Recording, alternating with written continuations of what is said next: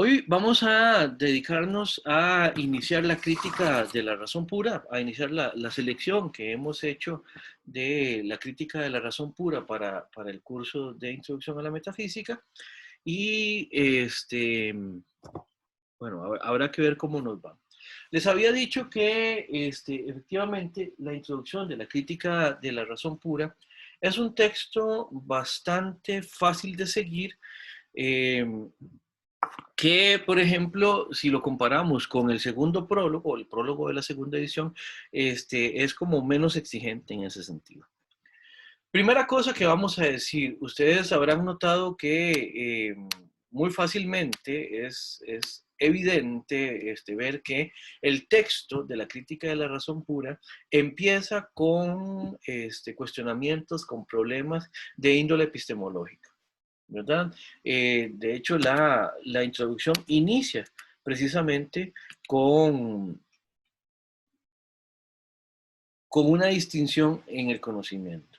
Ahora, ¿se acuerdan que yo les había dicho que Kant hacía una especie de puente entre las dos corrientes grandes epistemológicas de la modernidad, que son el racionalismo y el empirismo, ¿verdad? Y para Kant, la introducción, o mejor dicho, Kant propone en la introducción una distinción que va a ser importante que tengamos siempre en cuenta.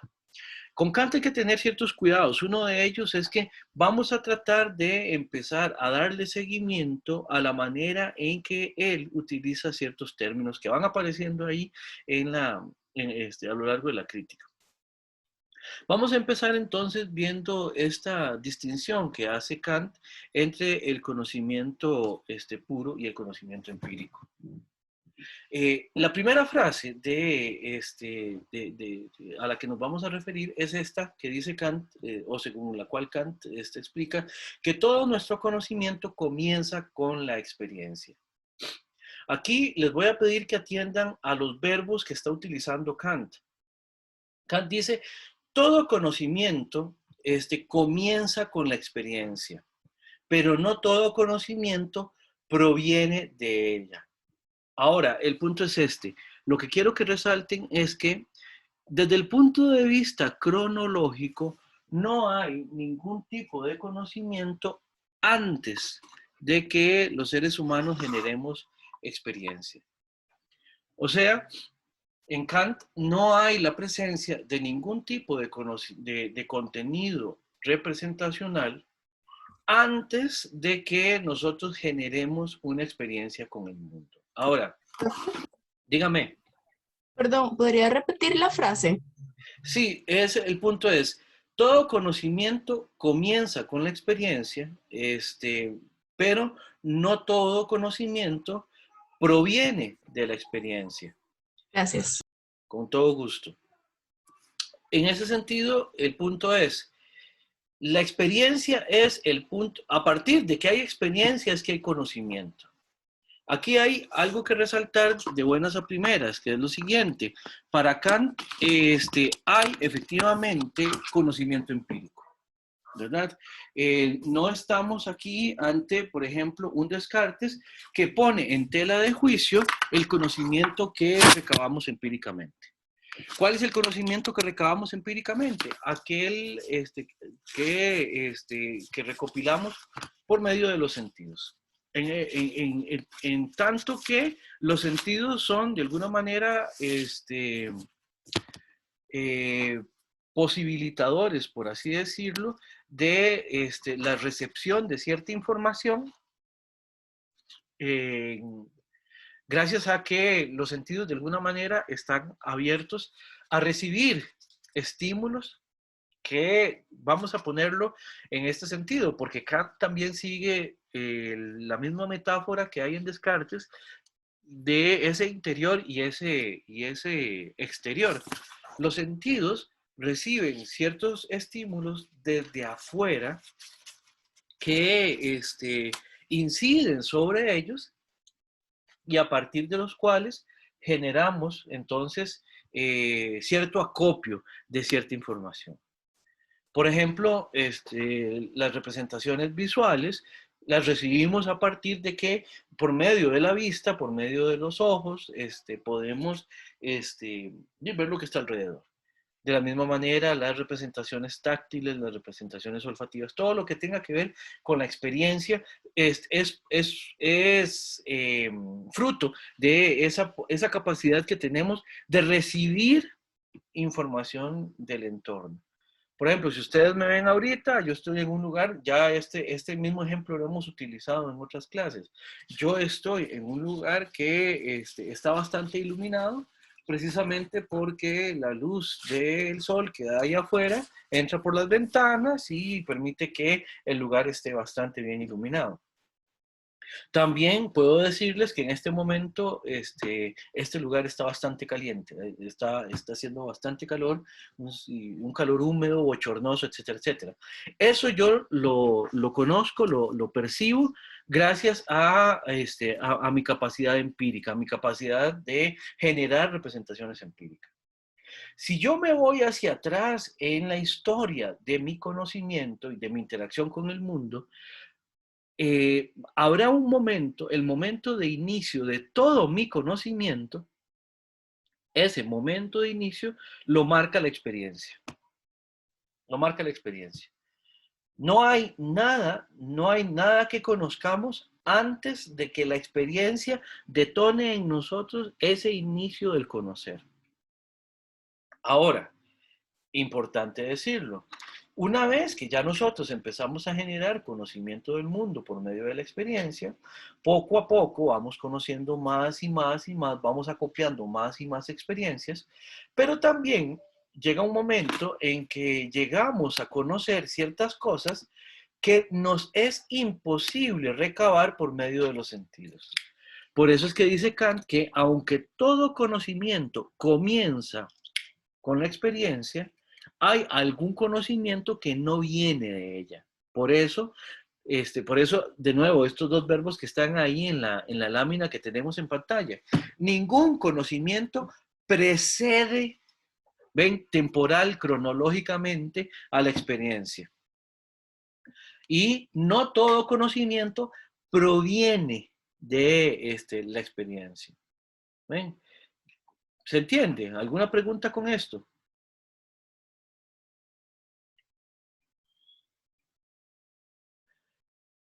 Por experiencia, vamos a entender ese tipo de conocimiento que determina un objeto mediante percepciones, ¿verdad?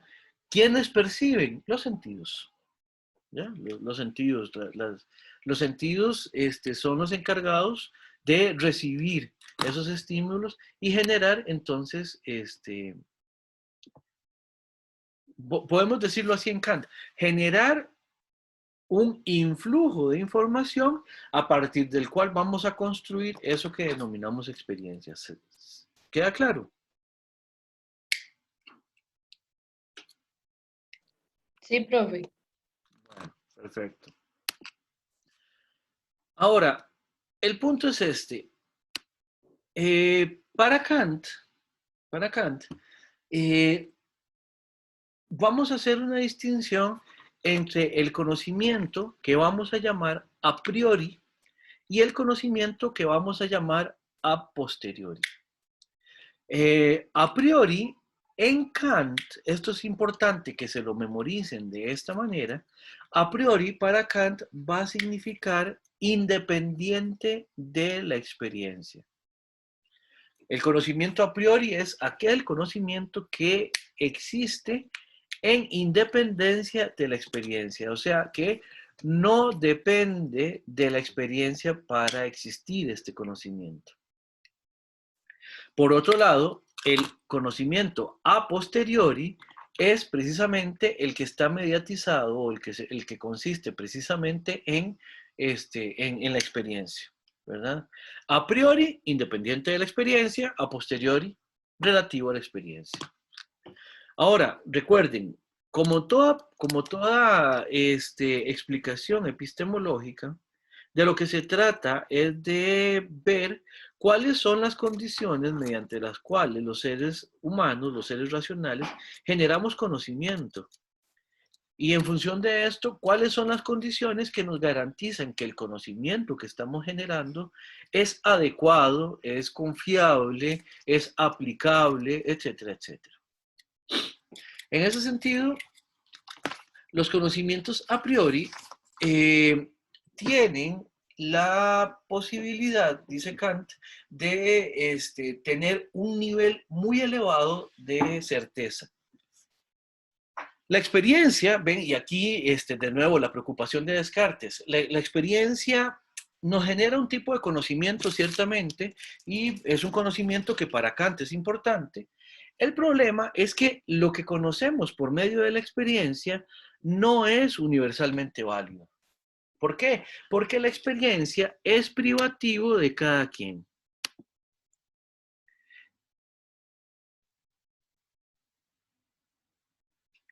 Perdón, Larsen tiene una pregunta en el chat, que el conocimiento que no proviene de la experiencia es el que se construye después del conocimiento por experiencia, como las matemáticas.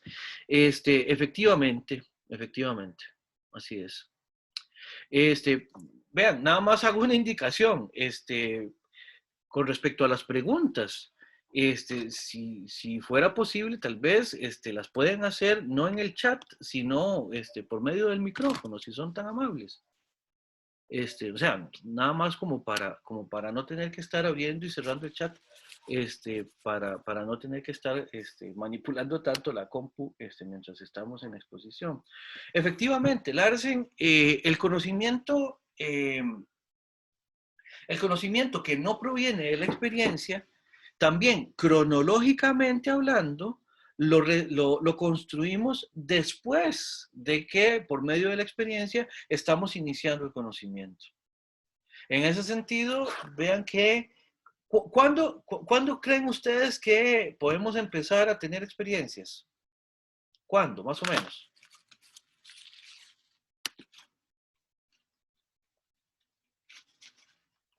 Cuando conocemos. Sí, pero ¿cuándo generamos nosotros como individuos las primeras experiencias? Y cuando nacemos. Cuando nacemos. Y sí, tenemos experiencia de contactos diferentes que nunca habíamos tenido antes. Ya. Vean, cuando mi niña estaba por nacer, ¿ya?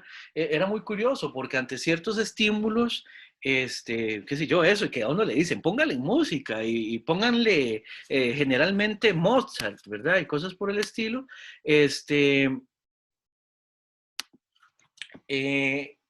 en ese sentido, qué sé yo, uno les pone un estímulo auditivo y los chiquitos, o las chiquitas en el vientre ya reaccionan ante esto. Una amiga vacilaba una vez, me contaba que cuando ella estaba embarazada, ella siguió nadando mientras estaba embarazada, mientras no era todavía riesgoso, y era muy curioso porque dice que a su niña, a la hija que estaba por nacer en ese momento, le daba frío cuando ella se metía en la piscina. Y entonces ella se metía en la piscina y dice que se le subía así y era incomodísimo para ella. Entonces ella vacilaba y me decía que ella regañaba. Me dice, bájese un poquito, no se suba tanto, no me incomode tanto. Pero ya desde antes de nacer es evidente que hay experiencia, que hay interacción con el entorno. Por ejemplo, cuando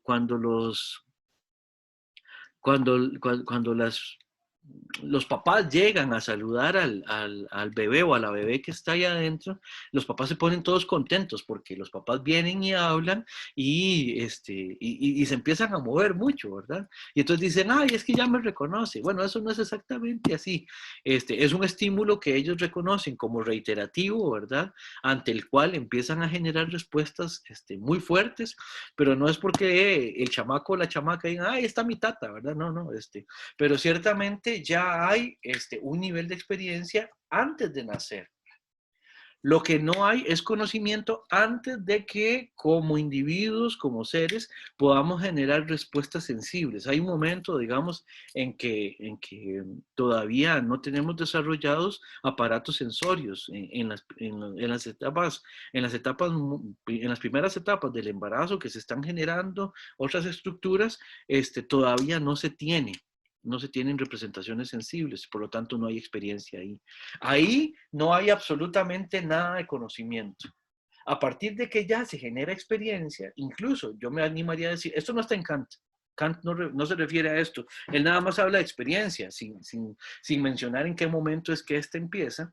Pero yo me animaría a ubicar la experiencia previo al nacimiento. ¿Se entiende? ¿Alguna Sí, profe. pregunta? Bien, entonces, los conocimientos a priori son universales y tienen necesidad interna. Cuando decimos que tienen necesidad interna, lo que queremos decir es que son necesarios. Son necesarios. Esto es importante. Es, por ejemplo, un conocimiento a priori, que es independiente de la experiencia, sería, por ejemplo, el conocimiento que tenemos gracias a las matemáticas. ¿Ven? Profe, ¿qué pasaría con el instinto? ¿Con qué? El instinto.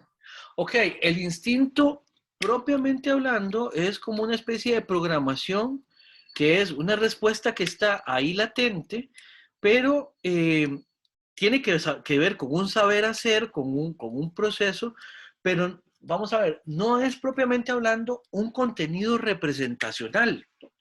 Es que aquí estamos hablando de contenidos representacionales, en el sentido de que, por ejemplo, el conocimiento que generamos de los sentidos puede ser descrito. O sea, yo puedo, aun cuando es difícil, yo puedo describir más o menos cómo siento la silla en la que estoy sentado. Yo puedo describir qué tan iluminado, qué tan claro está el espacio en el que estoy. Eh, yo puedo describir también qué tan caliente está la sopa que me estoy comiendo, no sé, cosas por el estilo, ¿eh? Ahí hay un contenido representacional. ¿Qué quiere decir esto? De esto generamos una imagen y un contenido en la mente, en la cabeza. De la misma manera con los conocimientos a priori. Por ejemplo, cuando estamos hablando de triángulos o de ángulos o de funciones o de lo que sea, que son conocimientos universalmente válidos con necesidad interna, tenemos representaciones mentales a propósito de aquello de lo que estamos hablando, ¿verdad? Pero en el instinto, ¿qué es lo que pasa con el instinto? A propósito de los bebés. Un bebé o una bebé recién nacidos, se los ponen a la madre en la piel así para que entren en contacto con ella. Y ellos o ellas, sin mediar sin mediar en esto ningún tipo de instructivo, ni ningún tipo de contenido propiamente hablando representacional, ellos con solo tocar la piel de la madre empiezan a buscar el seno para alimentarse. Es una respuesta que viene programada, quienes hacemos este tipo de explicaciones lo decimos que viene programada evolutivamente, pero no es un contenido representacional que exista en la cabeza. Es una respuesta que se genera de manera inmediata y que está instalada en el tipo de seres que somos. Así como, por ejemplo, cuando nos asustamos, el hecho de que nos pongamos pálidos, eso es una respuesta que está ya instalada. O, no sé, también es instintiva la respuesta que damos ante ciertos estímulos, como por ejemplo, ciertos alimentos, muy sabrosos generan en nosotros ciertas gratificaciones. Eso también está ya instalado, pero no son propiamente hablando contenidos representacionales, Mónica. Ya entendí, ya entendí. Sí, entendí ya, profe. Gracias. Perfecto, perfecto. Bien, entonces. Profe, perdón, ahí una pregunta. Claro, por favor. Digamos, el conocimiento a priori, que es como independiente de la experiencia, por ejemplo, las matemáticas, ese conocimiento luego se puede convertir por experiencia, digamos. Se puede convertir a posteriori, digamos. No, no, porque el conocimiento que es a priori siempre será a priori. Y el conocimiento que es a posteriori no se convierte él como contenido en un conocimiento a priori. Son irreductibles el uno al otro. ¿En qué sentido? Vamos a ver. La información relativa a, qué sé yo, a las propiedades de, no sé, las fracciones impropias o las fracciones propias, o por ejemplo, las reglas de la multiplicación, las leyes, las reglas de los signos y todo esto, ustedes recordarán todo esto, son eso, son reglas, son a priori. Independientemente de qué conozcamos nosotros del mundo por medio de la experiencia, esas reglas, esos contenidos se mantienen invariables. ¿Se entiende? Sí, profe, listo. Gracias. ¿Por qué? ¿Cómo en qué estaba pensando? Es que, digamos, yo digo, bueno, yo estoy, por ejemplo, no sé, yo estoy estudiando, no sé, ahí los ángulos, era algo que yo no sabía, por eso no es experiencia, pero digamos, ya después sí hablo sobre los ángulos y tal, fue un conocimiento que, no sé si me voy a explicar, digamos. Sí, vamos a ver, por ejemplo, cuando a uno le dicen aquello de que la suma de los cuadrados de los catetos es igual a al cuadrado de la hipotenusa. Digamos que eso es un conocimiento a priori. Ustedes digamos que nunca lo habían escuchado, ahora me lo escucharon a mí. Más o menos es eso lo que usted se refiere, que me lo escuchó. Bueno, digamos, por ejemplo, no tengamos ese ejemplo, digamos que eso es lo de Pitágoras, creo que sí. Sí, el Este, teorema, sí. ajá. Entonces yo luego, años después que yo estoy en el colegio, años después llego y hablo de eso no sé, en la universidad, es un conocimiento que yo adquirí en el colegio. No sé si me voy a entender que se puede convertir como por experiencia, ese conocimiento que yo hablo después de eso que adquirí. Ya, ya, ya. Y aún así, no, Fiorella, sigue siendo conocimiento a priori. ¿Por qué? Porque lo que es a priori son las relaciones internas de los contenidos de conocimiento. El conocimiento como tal es a priori. Ahora, aquí hay que distinguir entre dos cosas. Una cosa es el contenido representacional que es a priori, es independiente de la experiencia, y otra cosa es la experiencia por la que usted pasa una vez que llega a la universidad y en una situación de clase o de estudio o exposición o lo que quiera, usted tiene que hablar sobre ese conocimiento que es a priori. Toda la experiencia que usted pasa en la situación de clase, en la circunstancia de clase, efectivamente, todo eso que está pasando ahí es empírico y por lo tanto es a posteriori. Pero el contenido del que estás hablando sigue siendo a priori. Sí, sí, Profe, listo, profe. Perfecto. Adelante. yo tenía otra pregunta. Es que, ok, un contenido puede ser a priori y a posteriori al mismo tiempo. Es que, por ejemplo, pensaba en un niño que juega con cuchillos. Ok, si se corta, sería un conocimiento adquirido por experiencia.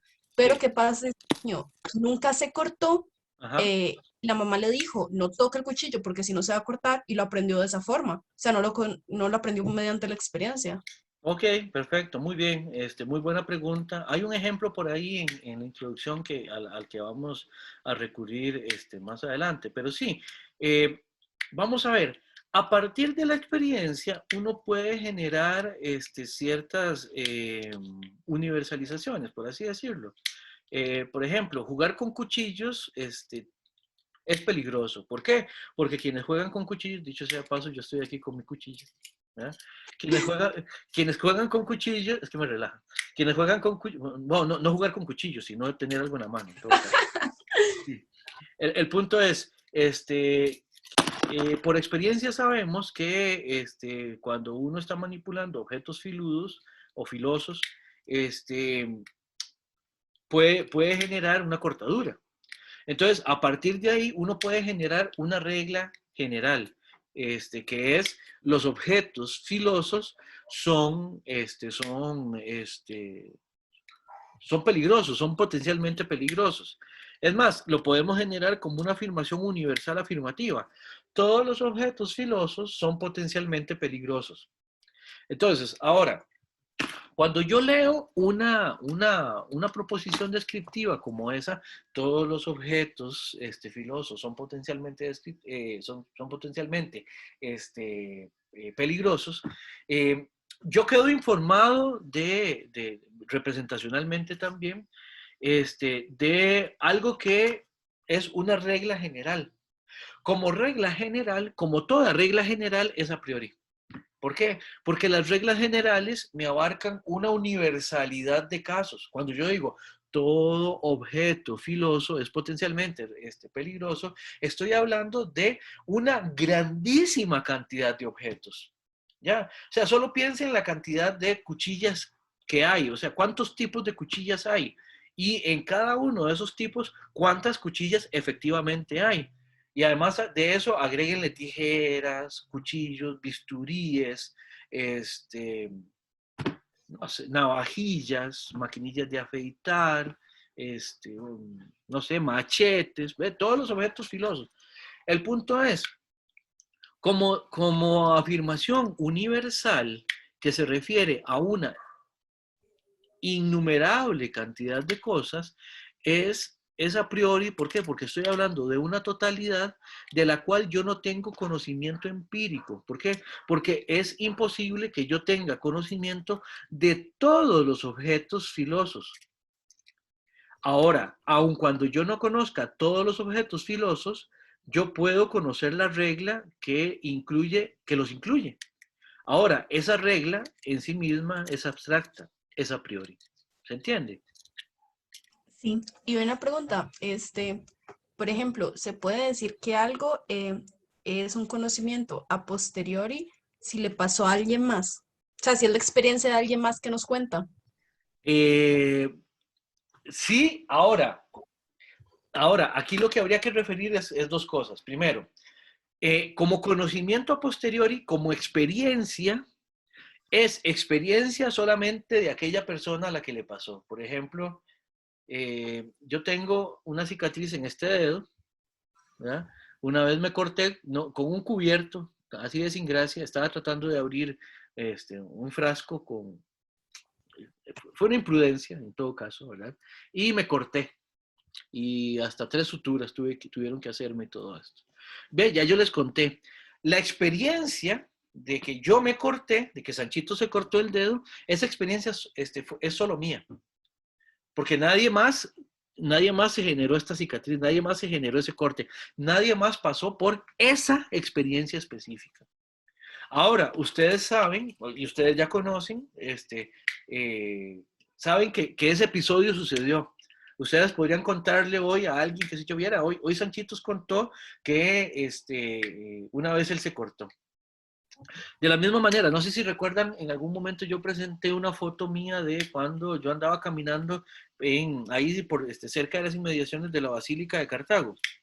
Ustedes pueden decir, ven, el profesor hoy, para dar un ejemplo, mostró una foto de una vez cuando él andaba con su mamá en el parque ahí de la Basílica.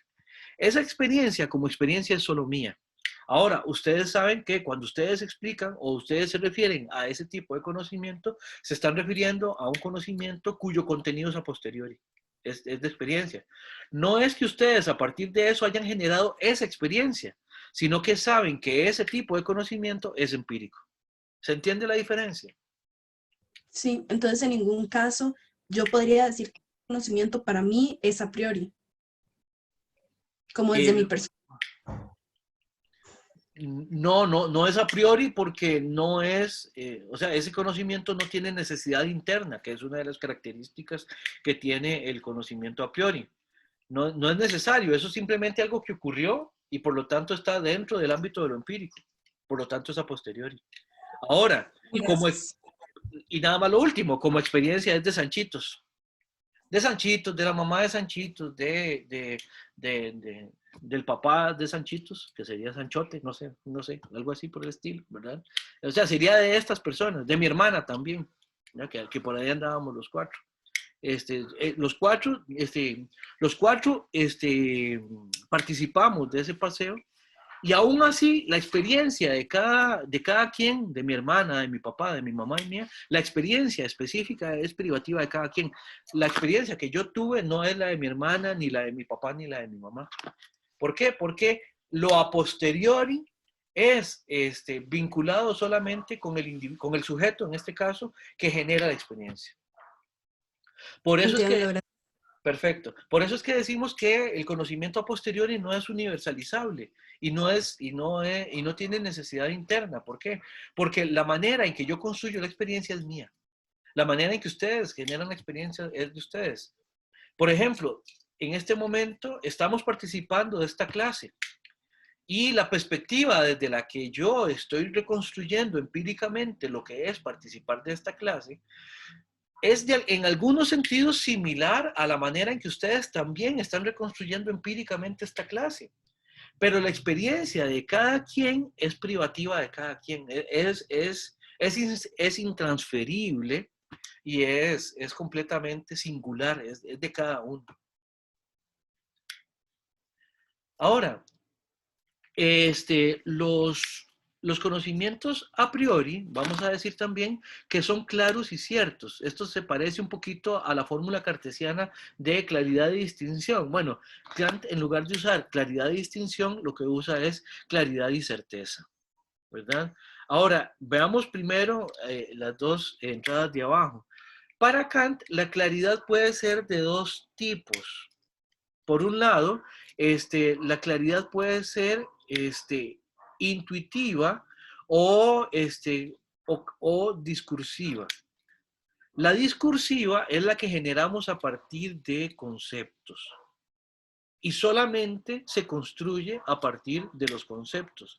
Por ejemplo, cuando a uno le dicen que que la suma del cuadrado de los catetos equivale, es lo mismo que el cuadrado de la hipotenusa. Si eso se entiende, es porque a partir de los conceptos que intervienen en esa explicación, se puede entender perfectamente, ¿verdad? O sea, la manera en que se relacionan entre sí construyen una cierta representación, un cierto contenido que se puede entender. Y por eso es que la claridad, en este caso, deriva de los conceptos. Por otro lado, también podemos tener una claridad que es de índole intuitiva, que es cuando en una explicación o en un contexto en el cual estamos conociendo algo, lo conocemos y mejoramos nuestro conocimiento gracias a un ejemplo que nos permite ver una instancia en la cual aquel conocimiento al cual nos estamos refiriendo se verifica empíricamente. Por ejemplo, yo les puedo decir a ustedes que hay ocasiones, podríamos explicar esto, hay ocasiones en las cuales la sensibilidad se ve afectada, ¿ya? Y que a partir de la afectación de la sensibilidad, la información que aportan los sentidos se puede ver modificada, se puede ver alterada. Por ejemplo, si alguna vez... Bueno, los ejemplos que usábamos en la clase anterior. Si alguna vez ustedes se comen algo dulce e inmediatamente se toman un trago de café, el sabor del café se afecta por la dulzura del alimento que acaban de consumir. O, por ejemplo, si ustedes consumen algún alimento recientemente y recientemente se han lavado los dientes, ¿ya? El efecto que produce la crema dental sobre la boca y sobre la lengua hace que se altere la receptividad de la lengua para poder captar la sensación de sabor. Entonces, ven, el decir que la sensibilidad puede ser alterada, lo puedo reforzar por medio de ejemplos. ¿Cuáles ejemplos? El de tomarse el café después de haber comido algo dulce, o el de comer cualquier alimento después de haberse lavado los dientes. Esos ejemplos me generan una manera más que me facilita el entender el concepto que estoy explicando, remitiendo a la experiencia. Por eso es que esta claridad también es, en este caso, es una claridad de índole intuitiva, porque se relaciona con experiencia. A Kant le gusta más la claridad discursiva. Es más, él lo que dice es algo así como que no deberíamos tener que recurrir a ejemplos si la explicación de aquello que estamos explicando, no importa qué tan difícil sea lo que estamos explicando, si está si el asunto está bien explicado, no necesitamos recurrir a ejemplos, porque por medio de los conceptos solitos lo podemos entender. Quedó bien entendido la distinción entre la claridad discursiva e intuitiva. Profe, a mí no me quedó claro. Profe, a mí no me quedó claro, la verdad. Ok, vamos a ver. La claridad, vamos a ver, ¿ustedes se acuerdan en la escuela cuando a uno lo ponían qué sé yo, lo ponían a uno a dibujar manzanas, ¿verdad? Lo ponían a uno a dibujar 3 manzanas, bueno, no sé si a ustedes les tocó, pero a mí me ponían a dibujar 3 manzanas, ok. Y dibujábamos 3 manzanas, digamos, en el lado izquierdo de la hoja. Y al lado derecho me ponían a dibujar 2 manzanas, ok, 2 manzanas. Y entonces, después me ponían a encerrar las 3 manzanas en un círculo y las 2 manzanas en un círculo. Y después, encerrábamos los dos círculos en un gran conjunto. Y entonces, eso era cuando estábamos tratando de aprender el concepto de suma. El concepto de suma es abstracto. Para poder entenderlo, para poder captarlo propiamente hablando, en última instancia lo que necesitamos es claridad discursiva, claridad en el concepto de lo que significa sumar. ¿Ya? Sumar es agregar cosas del mismo tipo, por decirlo así, como muy fácilmente. Ahora, cuando yo estaba en la escuela, el sumar, el dibujar las manzanitas, 3 por un lado y 2 por el otro, y después hacer conjuntos, a mí me ayudaba, ahí en ese sentido, intuitivamente, por medio de la percepción, del dibujo, por medio de las imágenes espaciales que se generan ahí, y por medio de el ver todo metido dentro de un gran conjunto, eso intuitivamente me generaba una claridad. O sea, yo veía ahí los 5 elementos conjuntados y a partir de ahí fue que entendí la noción abstracta que va más allá de esa experiencia de la suma. Mejor. Sí, profe, ya, creo que ya entendí bien. ¿Qué dice? Gracias. Con todo gusto. Profesor, Sí, dígame. sí, disculpe, una duda también que tenía. No sé si está mal relacionar el conocimiento a priori con las ideas platónicas, que de alguna manera encuentro una cierta relación, porque por ahí leí que el conocimiento a priori es una verdad universal.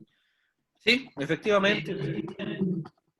En ese sentido, las ideas platónicas no se pueden conocer por medio de los sentidos.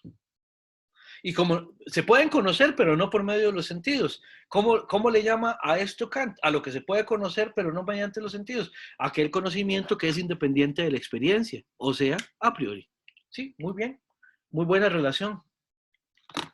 Ah, bueno, gracias. No, con todo gusto. Gracias a usted. Muy buen aporte, dicho sea de paso.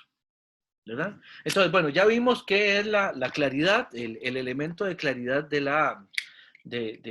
los conocimientos a priori. Y ahora nos falta nada más ver qué entiende Kant por certeza.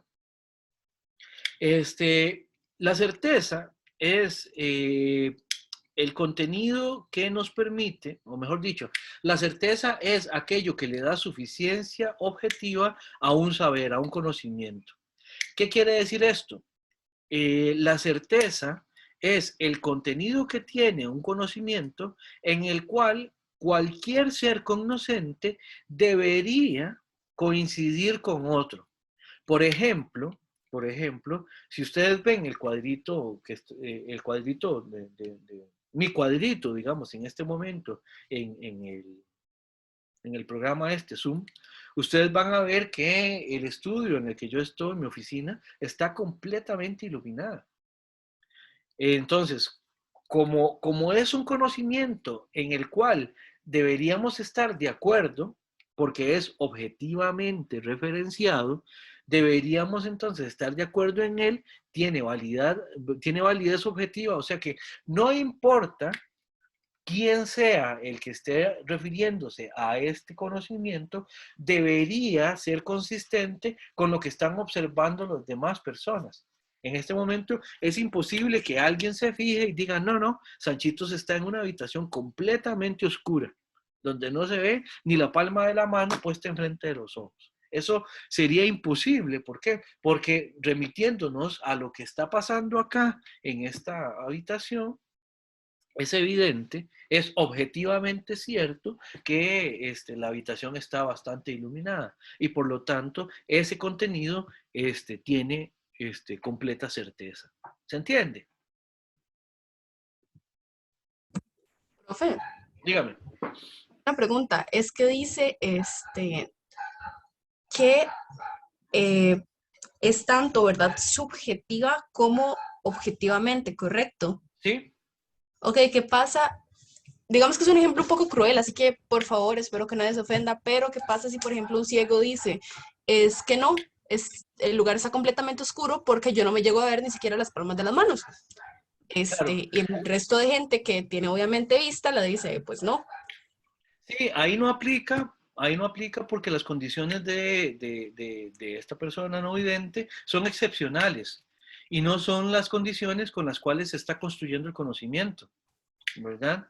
De hecho, en ese sentido, no tendría vamos a ver, la referencia a la oscuridad, en ese sentido, a la oscuridad de la habitación, no puede remitir solamente a la verdad subjetiva de esta persona no vidente, porque realmente esta persona no vidente no está captando la habitación, porque está imposibilitada para hacerlo. Entonces no aplica ahí. Entonces tendría que haber como un tipo de igualdad de condiciones, ¿eh? Efectivamente, efectivamente. Las- le- fue puña. Habría que haber unas ciertas condiciones que compartimos, eso es importantísimo, ahorita vamos a ver por qué. Y también las condiciones sobre las cuales las condiciones de cada quien son aplicadas. Por ejemplo, partiendo del hecho de que todos tenemos la capacidad de ver o de tener experiencia de la iluminación de la habitación, aún así, la perspectiva de cada quien es singular, la experiencia de cada quien es singular, es subjetivamente distinta, pero podemos tener ese acuerdo y podemos dirimir el desacuerdo. Si alguien dice, no, la habitación de Sanchitos no está bien iluminada, es cuestión nada más de remitirse a la experiencia. Y uno nada más se fija y dice, bueno, no, eso es evidentemente falso. Y se muestra simplemente por medio de la experiencia. Pero en ese caso, las condiciones de una persona no vidente no serían aquellas mediante las cuales esto se podría verificar o falsear. Gracias. Con todo gusto. Bien, a propósito del ejemplo que hacíamos anteriormente de que de la afirmación de que todos los objetos filosos son potencialmente peligrosos, vean que ese es un conocimiento que es a priori, es universal, pero que se ha generado a partir de ciertos contenidos que están en la experiencia. Kant en algún momento hace el ejemplo de que si le socavamos la base a una casa, qué sé yo, si hacemos un túnel y llegamos por debajo de una casa y empezamos a excavar y excavar y excavar debajo, llegará el momento en que si hemos excavado demasiado, la casa se va a desplomar, se va a caer.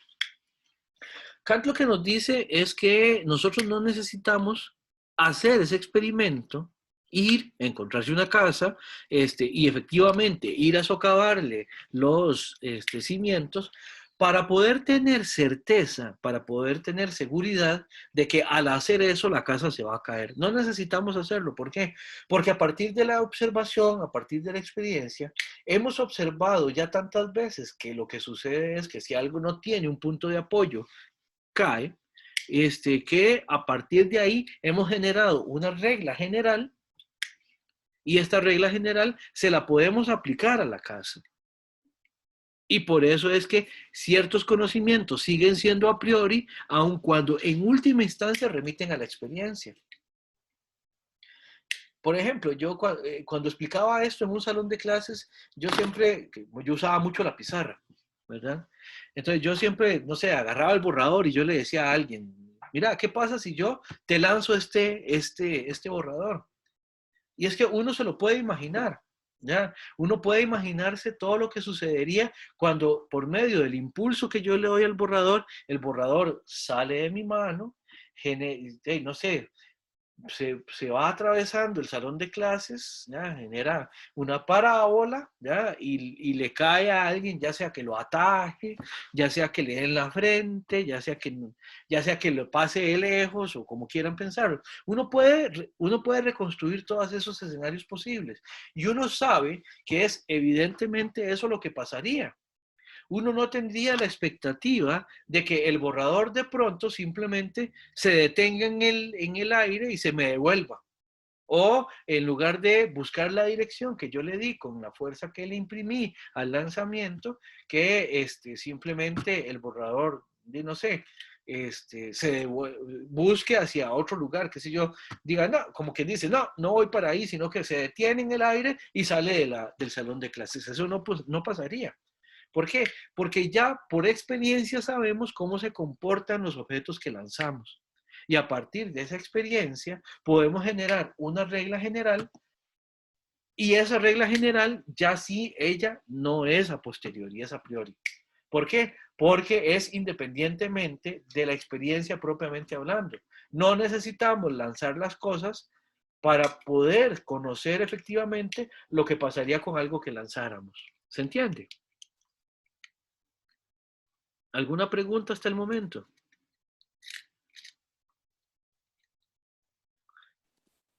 Bien, entonces, en tanto que pues, no hay preguntas, podríamos hacer la pausa de 10 minutos.